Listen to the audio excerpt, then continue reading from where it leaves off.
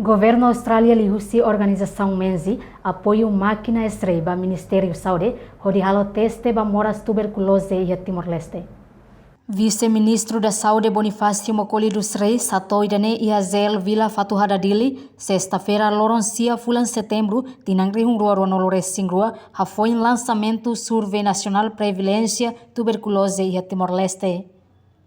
Vice-ministro da Saúde Bonifácio Mokoli dos Reis Tateteng, governo Austrália fornece máquina X-ray atu pesquisador sira usa onde detecta caso moras tuberculose nebesai makasi e Timor-Leste. Moras tuberculose mahusi mukit impacto husi poluação consumo tabaco no tua.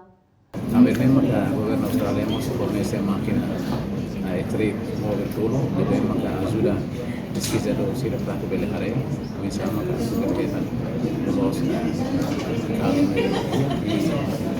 pesquisa tenemos sabemos kenapa terreno sehingga sintomas itu masih ada dalam foto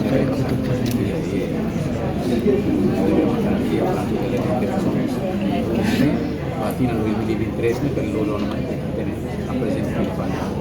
resultado pesquisa. Problema TBC hanesan problema bot ya Timor-Leste. Durante ne halona intervenção lubukida mai bem na fating mosu. Governo Austrália foi apoio orçamento ba pesquisa ho total osang milhão 5.hat durante tinan 5 hahu si tinang ring ruaronolo resing ida to tinang ring ruaronolo resing. Reportagem Celestina Falo, Vitoriana Brites, Televisão Timor Post.